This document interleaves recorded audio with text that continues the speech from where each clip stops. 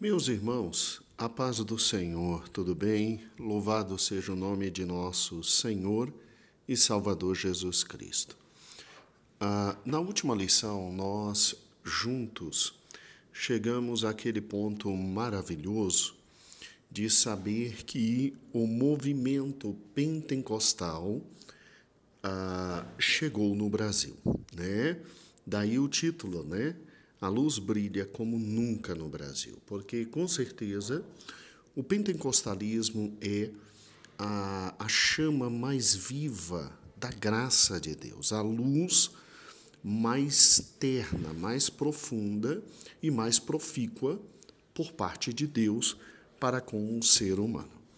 E aí, obviamente, de forma clara, simples, o pentecostalismo, como nós vimos, ele sai daqui, da Europa, ele atinge todos os Estados Unidos e, por intermédio de dois grandes homens, Fox Parham e William Seymour, ele se difunde por todos os Estados Unidos. E aí, através de missionários pentecostais, ele chega na querida América do Sul. Nós não vamos trabalhar com a história do pentecostalismo na América do Sul, porque aí é muito conteúdo. Basta trabalhar com a história do pentecostalismo no querido Brasil. E pensando no pentecostalismo, no movimento pentecostal brasileiro, nós temos que entender que, de novo, nós importamos dos Estados Unidos os grandes primeiros movimentos pentecostais de nossa história. Tudo começa em 1910 com a criação da Congregação Cristã do Brasil. Sim, a Congregação Cristã do Brasil é uma igreja de natureza pentecostal, inclusive a primeira a termos em solo brasileiro. Aqui está a foto do grande fundador da congregação, Luigi Francescon. E Luigi Francescon, ele nos traz a Congregação Cristã do Brasil. E como é uma igreja muito fechada, muito centrada, não procura estar muito na mídia, é muito, como os jovens dizem, na dela. O que nós conseguimos pegar de dados confiáveis e certos sobre esta igreja pentecostal e sobre o seu fundador são os que vamos passar agora para os irmãos. Primeiro, Francisco Francescon, nasce em Udine, na Itália.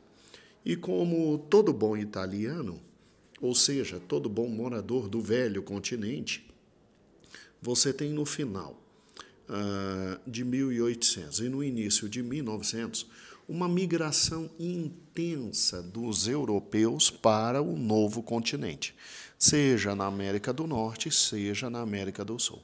E Francescon não foi exceção a isso. Ele vem para a América do Norte, se situa, se fixa em Chicago, ele e sua família, e, obviamente, vão procurar uma igreja absolutamente tradicional de onde saíram, da Itália, onde nós tínhamos muitas igrejas tradicionais, né?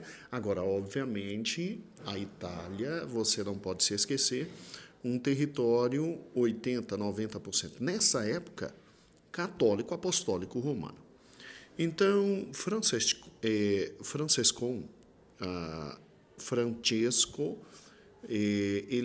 Luigi Francescon, ele vem com sua família e em 1891 ele aceita Jesus Cristo como seu Salvador, né?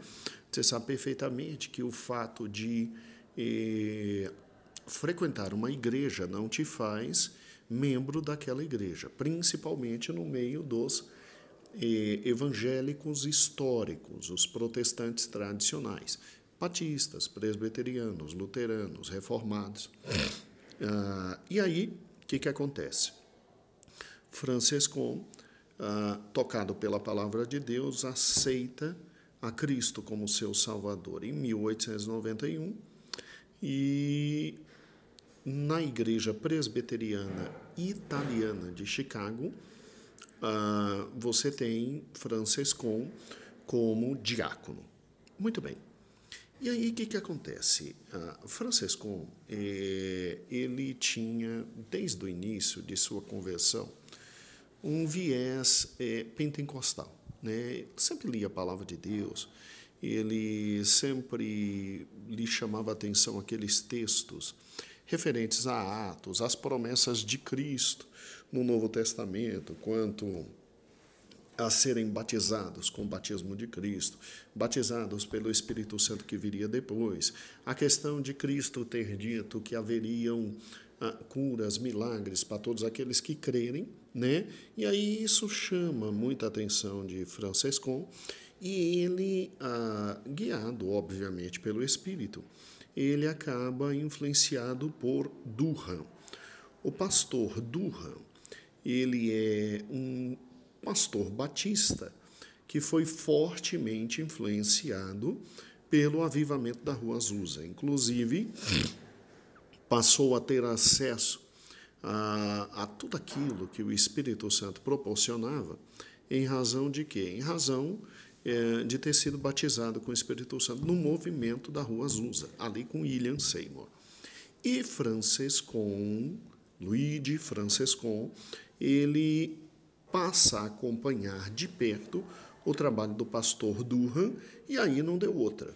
Em 25 de 8 de 1907, ele é batizado no Espírito Santo. Óbvio, batizado no Espírito Santo, passa a acompanhar com mais frequência ainda todo o trabalho de Durham, né? E aí, por profecia, ele recebe uma profecia direta e pessoal que dizia para ele descer ao continente. Ele vem pregar aos italianos da América do Sul. Ele desce aos italianos da América do Sul e ele vai direto a Buenos Aires, ali uma colônia enorme de italianos, todos nós sabemos disso, e posteriormente ele vai a São Paulo. Em São Paulo, ele se congrega, obviamente, na Igreja Presbiteriana do Brás. O Brás é um bairro em São Paulo de forte tradição italiana. Ali está a Igreja Presbiteriana Italiana. E aí ele vai ali, óbvio, por uma questão da comunidade italiana, e lá ele começa a pregar a doutrina do Espírito Santo.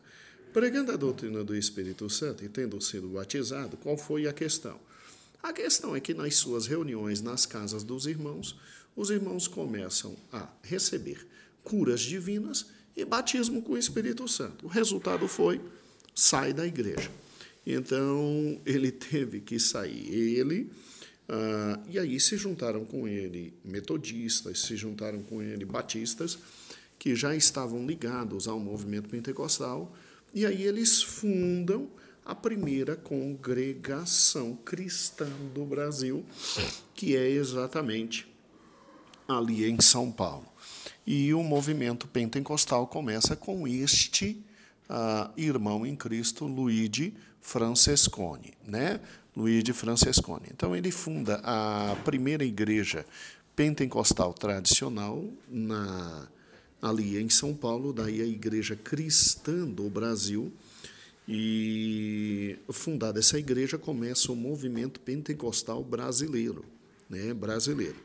Agora, uma característica interessante, inclusive isso está no livro Teologia para Pentecostais, já o indiquei como bibliografia, indico de novo no final desse vídeo. Uma característica interessante de Francesconi é que ele não abre mão da base fundamental do calvinismo. Então, você tem uma igreja de índole e de natureza pentecostal que é calvinista, tá certo? É por isso que o pessoal da igreja cristã, eles não saem à rua fazendo movimentos, pregando o evangelho. Eles acreditam na base calvinista. que é exatamente o seguinte: vai se salvar quem Deus já determinou e vai se perder quem Deus já determinou, como nós sabemos. Por isso que eles são herméticos, são fechados, são muito enclausulados, fechados. A doutrina básica realmente inicial é calvinista. Não sei se hoje continua, mas veja que Deus então atinge calvinistas com seu Espírito Santo, né? E daí a primeira igreja pentecostal brasileira. Muito bem. Depois de nosso irmão Francescon, Luigi Francescon, chegar no Brasil e a chama do Pentecoste chegar no Brasil, chega no norte, Francescon chegou no sul, no norte chegam dois grandes homens de Deus, Daniel Berg e Gunnar Vingre, né? Daniel Berg e Gunnar Vingre. Esses dois grandes homens de Deus, tal como Francescon, eles vêm não da Itália, mas da Suécia, e eles vêm da Suécia para tentar a vida nos Estados Unidos. Por quê? Porque na Suécia estava difícil. Estou falando sério. É sério. Do final dos anos 1800 e início dos anos 1900, há uma maciça imigração de europeus para o novo continente em razão de comida, bebida e trabalho. Porque no velho continente não tinha, no novo tinha. E aí, vai fazer o quê? Essa é a vida, né? E aí eles vêm. Só que esses dois homens de Deus, eles, ao contrário de Francescon, eles já são realmente crentes em nosso Senhor e Salvador Jesus Cristo. Eles vêm da ramificação batista, da Igreja Batista Sueca, e esta igreja era fortemente influenciada pelo arminianismo, né? Então, aqui você tem batistas que são fortemente influenciados pelo arminianismo. E eles vêm, obviamente, para os Estados Unidos trabalhar, não só secularmente, mas trabalhar também espiritualmente. Gunnar Vingre, ele já era pastor batista, e quando ele está nos Estados Unidos, ele pastoreava uma igreja no Michigan, né? O estado de Michigan. E ali Gunnar Vingre já era pastor. Os dois se encontram pela primeira vez em uma conferência realizada pela Igreja Batista em Chicago. E aí o problema, o que é Chicago?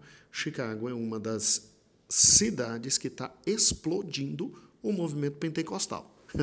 Você pode imaginar o que aconteceu? Sim, obviamente, os dois foram batizados no Espírito Santo.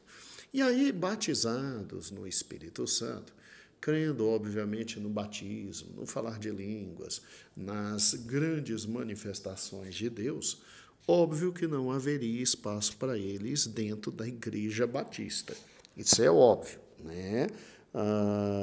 E aí, o que acontece? Imediatamente, eles são convidados entre aspas, né, a saírem da Igreja Batista, e inclusive Gunnar Vingre aproveita e prega muito no meio dos batistas, promovendo uma grande pentecostalização no meio dos batistas. E aí esses dois simplesmente vêm para o movimento da fé apostólica, que era o nome fundamental dos pentecostais, nome dado por Parham e seguido por William Seymour, e acompanham William Seymour em tudo aquilo que é possível acompanhar, até que, também por profecia, Deus lhes fala que eles têm que vir para um país chamado Brasil, para uma cidade chamada Belém do Pará. Foram, inclusive, ver no mapa, creiam, é sério, foram ver no mapa se isso existia, e aí, verificando no mapa que existia uma tal de Belém do Pará, vieram para cá e aqui começaram todo um movimento pentecostal extraordinário ali na querida Belém do Pará. E aí o que acontece? É óbvio, né, que aqui chegando foram recepcionados por Július, pastor Július metodista, que os levou ao pastor Batista e ficaram na igreja batista, né? Até aprenderem a língua portuguesa, começaram a dirigir cultos, começaram a falar de batismo com o Espírito Santo, começaram a falar de dons e manifestações sobrenaturais, e aí o resultado foi expulsos da igreja batista. Expulsos da igreja batista, isso é óbvio, né? Glória a Deus. E aí, o que acontece? Bem, uma irmã chamada Celina de Albuquerque, que era simplesmente a diretora e a professora da Escola Bíblica Dominical dos Batistas, em Belém do Pará, ela foi curada de forma sobrenatural por Deus de um câncer nos lábios. Um dia depois foi batizada no Espírito Santo. Pronto. Aí acabou. Eles simplesmente se juntaram, tiveram que sair da Igreja Batista e fundaram, olha que interessante, eles fundaram a Missão da Fé Apostólica. Missão da Fé Apostólica. Obviamente ligados ainda à Parra, né? Então, a Assembleia de Deus, no início, não era chamada Assembleia de Deus, era chamada de Missão da Fé Apostólica, e ela foi fundada em 1911, depois, mais tarde, é que ela ficou conhecida como Assembleia de Deus. E isso eu não tirei da minha cabeça, tá aqui, ó. Eu tirei toda essa história da própria editora CPAD. Tá? A história contada por eles. E aí explode no Brasil o movimento pentecostal. Tá? Aqui você tem o primeiro templo da Assembleia de Deus, ali em Belém, e aqui o segundo templo. E explode, por quê? Porque agora você tem no país não só presbiterianos, gente da linha presbiteriana, falando em línguas, pregando e ensinando cura, como gente da linha arminiana batistas, né? Da linha arminiana, falando em línguas, pregando e divulgando o Evangelho. Agora, por que a Assembleia de Deus teve uma dimensão maior no tocante ao Evangelho? A Assembleia de Deus teve uma dimensão maior no tocante ao Evangelho em razão de ser, obviamente, arminianista.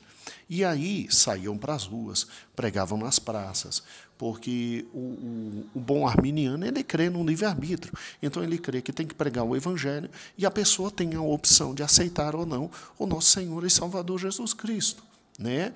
Já a igreja cristã já ficava mais dentro da própria igreja, porque, como calvinista, eles acreditavam que quem Deus ia salvar, quem Deus não ia salvar. Então, a Assembleia de Deus se expande no Brasil mesmo. Porque você quer sair em tudo que é praça, tudo que é vila, tudo que é canto, tudo que é caminho, tudo que é currutela desse país, anunciando o Evangelho. Porque crê no livre-arbítrio, como nós cremos. E aí o movimento pentecostal se alastrou. O movimento pentecostal cresceu bastante no Brasil. Não é preciso dizer que o trabalho dessas duas igrejas vai do ano de 1910 ao ano de 1940. E 1940 a 45, elas são as únicas manifestações pentecostais que nós temos no país. E não é preciso dizer que as igrejas tradicionais, obviamente, você já sabe disso, né? Obviamente, perseguiram bastante os nossos irmãos primeiros pentecostais, mas brilhou a luz no Brasil de forma muito intensa com o movimento pentecostal. E aí, aprove a Deus levantar uma terceira igreja, tanto fora do país quanto no país. Tá? Quem são esses nossos novos irmãos? A Igreja do Evangelho Quadrangular. Essa igreja foi uma revolução, porque, meus amados irmãos, veja bem, veja que é uma igreja que tem como fundadora uma mulher. E isso é uma revolução no meio evangélico pentecostal. Primeiro, no meio evangélico, e, em segundo lugar, no meio pentecostal. Isso traria uma característica própria do movimento pentecostal muito forte e que foi muito combatida. Quem era a nossa irmã Amy McPherson? Bem, a nossa irmã Amy McPherson, ela nasce nos Estados Unidos, Estados Unidos não, no Canadá, em Ontário, em 1890, na cidade de Ontário, Canadá. Obviamente, ela tinha uma vida voltada à preparação do show business, ou seja, ela, como tinha uma voz bonita, ela estava se preparando para ser cantora, para ser dançarina, para ter uma vida de muita prosperidade nessa área. E um dia voltando, ela retorna com o pai dela de todas essas reuniões que ela tinha, dessas aulas que ela tinha. E aí o que acontece? Ela vê uma placa dizendo: reunião de avivamento, culto hoje à noite, com o pastor Robert Semple, e todos são bem-vindos. E aí, segundo a história que está no site da Igreja do Evangelho Quadrangular, essa nossa irmã, ela vai para esta reunião e o pastor trabalha com Atos capítulo 2, né? Arrependei-vos, crede no Evangelho e sejam batizados. E aí esse pastor, depois que pregou, ele falou quase 15 a 20 minutos em línguas e ela entendeu que o que ele estava falando em línguas era exatamente isso. Olha que fantástico, irmãos. Você é uma pecadora, perdida, miserável, merecedora do inferno. Você é uma pecadora, perdida, miserável, merecedora do inferno. Todo mundo escutava o pastor falar em línguas e ela escutava exatamente isso. E se incomodou esta senhora de tal forma, que em dezembro de 1907 ela aceita a Jesus Cristo como seu único e suficiente Salvador. Primeira coisa que ela fez, pegou todo o acessório dela, de bailarina, todo o acessório de música que ela tinha, queimou tudo e disse: eu quero viver para o Evangelho. E ela foi uma daquelas mulheres que o coração transbordava por pregar o Evangelho, anunciar o Evangelho. Então, o maior problema que ela tinha era o seguinte, aqui está, até destaquei, como é que ela ia pregar o Evangelho se mulheres não podiam pregar o Evangelho? Mas ela tinha uma chamada louca para pregar o Evangelho. E aí, o que ela fez? Obviamente, apaixonada por um dos maiores evangelistas do seu tempo, ela se casa com o querido evangelista Robert Semple, e Robert Semple, ela se casa com este evangelista, e casada com esse evangelista, eles vão para a China, e lá na China, infelizmente, o marido pega malária, o marido falece, e ela volta aos Estados Unidos. Mas quando ela volta aos Estados Unidos, a rápida vida de casamento que ela teve com esse extraordinário homem fez com que ela aprendesse tudo em matéria de teologia, e tudo em matéria de Bíblia, e tudo em matéria de Deus. Então, o que acontece? Robert Semple foi o grande mentor dela. E ele era pentecostal puro, simples, maluco, daqueles pentecostais de botar para quebrar. E aí o que acontece? Ela volta e não sai do coração dessa mulher que ela tem que pregar que Jesus Cristo salva, que Jesus Cristo cura, que Jesus Cristo batiza com o Espírito Santo e que Jesus Cristo ia voltar. Porque foi isso que ela aprendeu com o marido dela. Daí, depois, a igreja que ela funda ser a Igreja do Evangelho Quadrangular, né? Para ela pregar que Jesus salva, ela tinha que mostrar toda a história do pecado e como Jesus salvava as pessoas por intermédio do seu sangue remidor. Agora, ela também pregava que Jesus Cristo ia muito além das igrejas tradicionais, que os dons continuavam e que, portanto, haviam curas, milagres e prodígios, e que Jesus continuava batizando no Espírito Santo, e ela ainda acrescentou, tem que viver uma vida de santidade, que ele ainda vai voltar. Irmãos, é óbvio que essa mulher não foi recebida em igreja nenhuma para pregar. O que ela fez? Ela saía para a rua para pregar o evangelho. Pregava o evangelho, ganhava multidões e enchia as igrejas que estavam lá por perto. Ela não tinha vanglória, está compreendendo? Pregava o evangelho, ganhava multidões e enchia as igrejas. Só que tem um problema sério. Essas multidões que ela ganhava, sério, uma mulher cheia do Espírito Santo de Deus, depois voltavam para ela dizendo, não, lá na igreja que a senhora mandou eu estar, lá não tem cura, lá não tem batismo com o Espírito Santo, lá não tem. O povo voltava para ela. E ela não teve outra opção. Ou ela assumia esse povo, ou esse povo ia se perder. Não deu outro. Ela teve que formar o ministério dela. E olha o pequeno templo que essa mulher levantou. O templo existe até hoje, é o Angelus Temple, né? E fantástico. Isso no ano de decadência econômica, 1922, 1923. E aí surge a igreja do Evangelho Quadrangular. Olha essa mulher dentro do templo pregando. Você está vendo o poder de Deus que descia aqui? Ou seja, por intermédio da nossa irmã M, Deus estava dizendo ao mundo, eu uso mulheres também. Eu uso mulheres. Rapaz, isso era inconcebível para o pentecostalismo tradicional, para o pentecostalismo histórico, para o pentecostalismo de primeira geração, que era Assembleia e Igreja Cristã. Era inconcebível. A igreja do Evangelho Quadrangular foi levantada para também dizer que mulher também pode estar no ministério trabalhando para Deus. E aí o que acontece? Bem, essa mulher, ela, obviamente, ela levanta do lado dela todo um trabalho referente àquilo que nós chamamos de faculdade teológica. Ela prepara os seus grandes missionários, e no meio desses grandes missionários está esse extraordinário irmão Williams, né?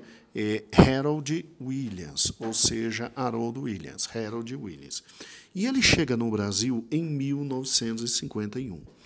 Então, no ano de 1951, você tem no Brasil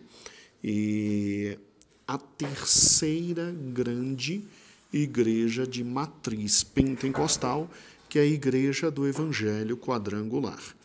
E o missionário Harold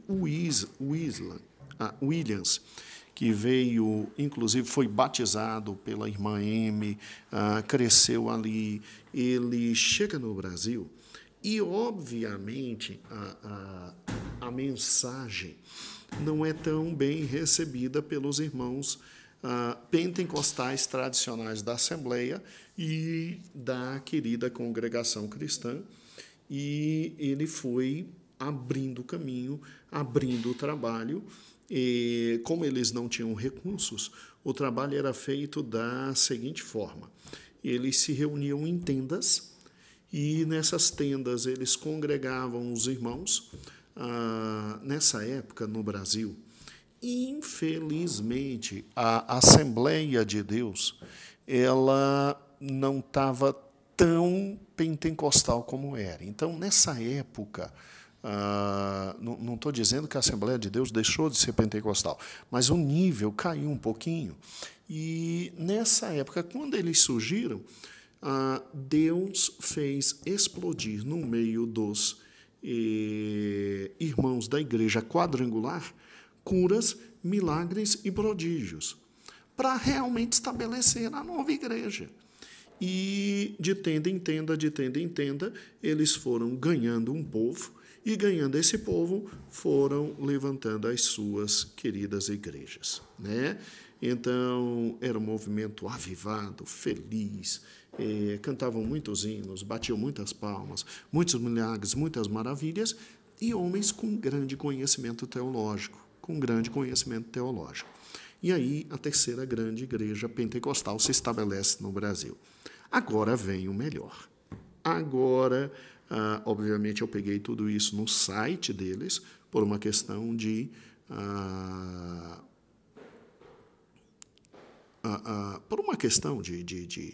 de certeza, né?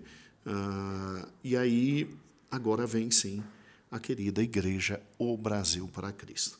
Aqui está a foto do nosso saudoso irmão em Cristo, missionário Manuel de Melo. Qual é a história que nós temos da Igreja O Brasil para Cristo? A história que se tem, absolutamente contada em todos os livros, a história registrada em documentos históricos, é que o missionário Manuel de Melo, que nasceu em Água Preta, Pernambuco, ele, como todo bom pernambucano, vem para São Paulo para tentar a vida. Aqui o missionário trabalhava de manhã como mestre de obras e à noite na igreja Assembleia de Deus. Ele era diácono e responsável pela congregação no bairro em São Paulo chamado bairro Belenzinho. E aí o que acontece? Esse homem era muito usado por Deus, tanto na palavra quanto na cura divina. E ele era chamado para participar de muitos grandes movimentos em pregação na rua pelo irmão do Evangelho Quadrangular, o missionário Harold Williams. E aí o que acontece? Obviamente, foi terrivelmente repreendido pela liderança da Igreja Assembleia de Deus, né?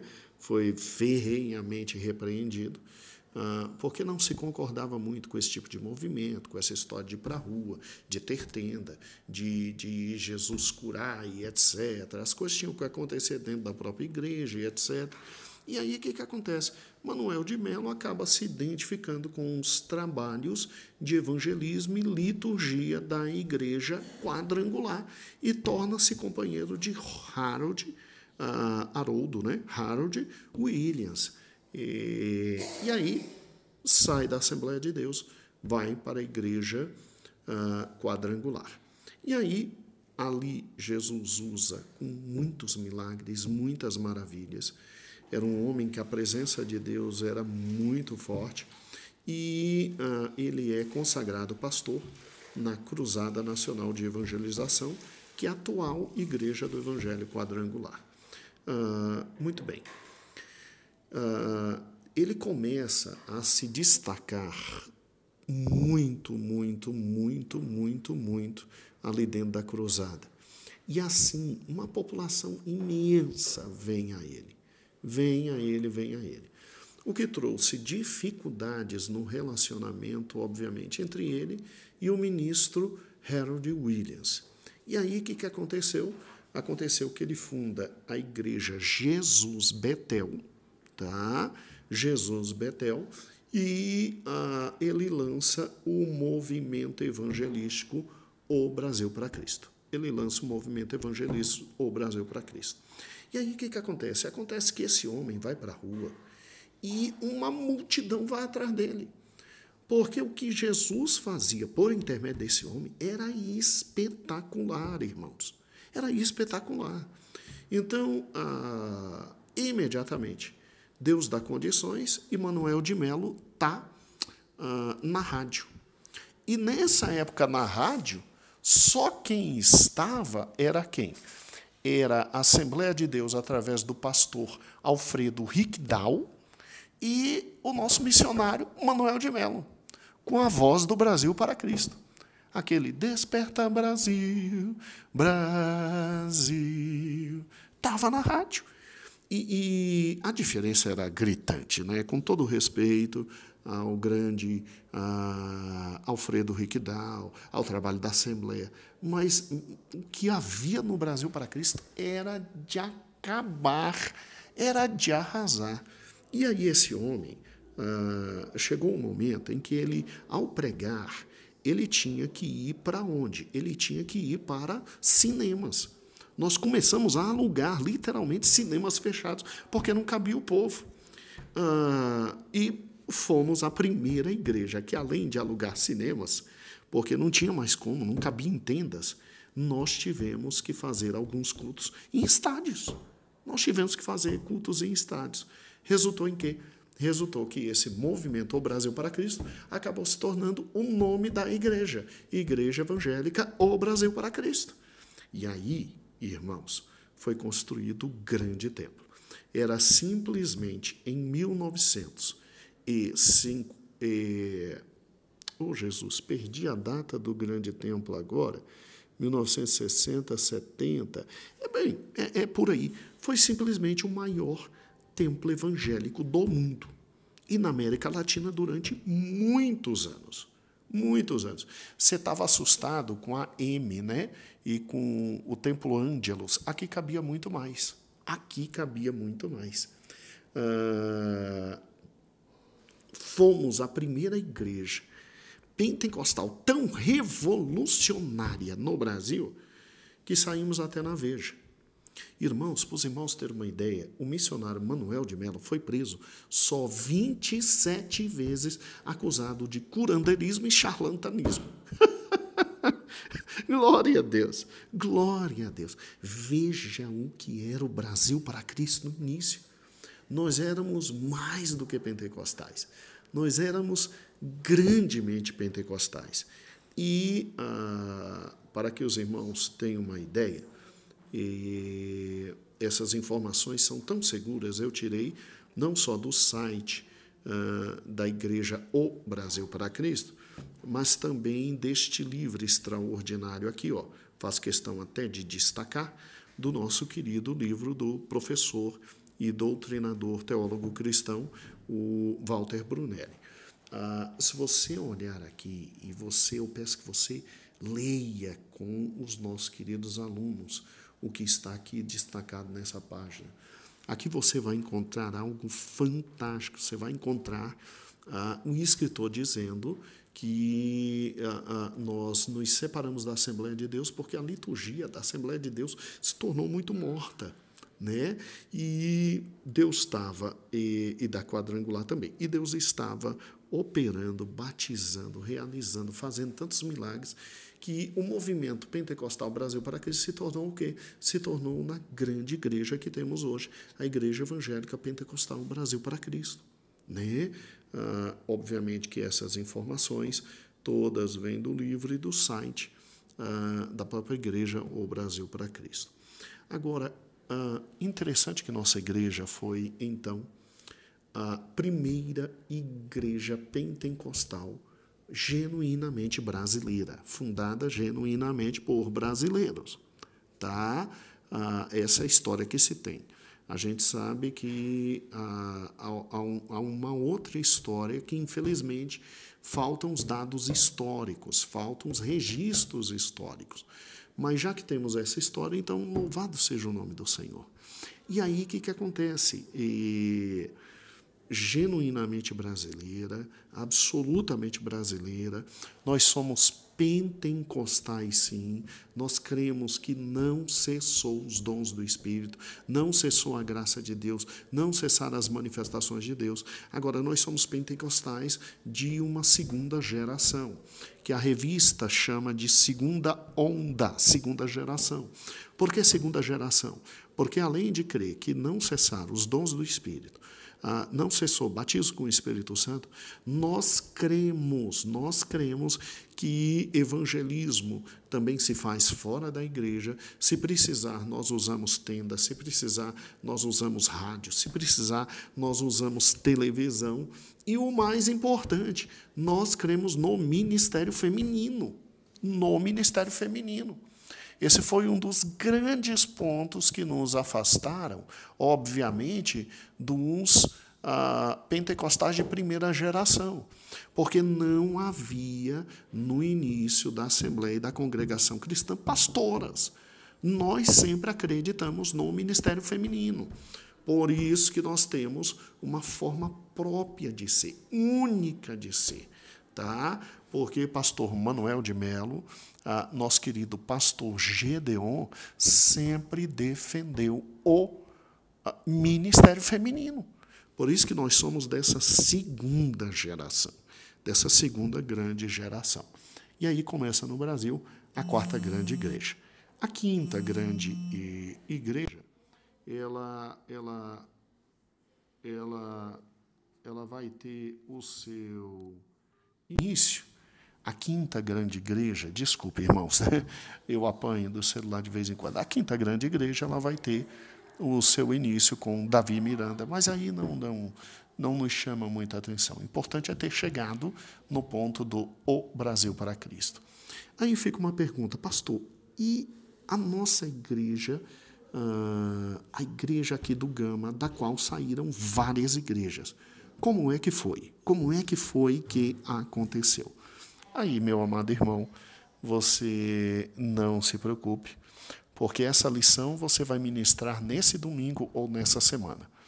No outro domingo, nós vamos estar juntos aonde? Nós vamos estar juntos no querido e maravilhoso, né? Momento convencional, ou seja, nós vamos estar na convenção. E você não se preocupe, sábado à noite eu estarei falando, e sábado à noite você vai saber porque nós somos do Brasil para Cristo e o que significa ser do Brasil para Cristo. Amém? Então, um grande beijo. Ensine para o seu aluno esta linda e maravilhosa história. E olha, cheios do Espírito Santo, cheios da graça de Deus. Amém? Você está numa igreja que crê nos 5 solas, sola Escritura, sola graça, sola fide, solos Cristo, soli Deo glória. Mas a gente não é calvinista, a gente é arminiana, a gente quer no livre-arbítrio. Você está numa igreja onde se crê que não cessaram os dons, as bênçãos e as maravilhas do Espírito Santo. Nós cremos no Espírito Santo, cremos que Jesus cura, Jesus liberta, Jesus salva, Jesus batiza no Espírito Santo. Nós somos pentecostais. Agora você está dentro de uma igreja que acredita no ministério feminino e que não tem limitações para o evangelismo.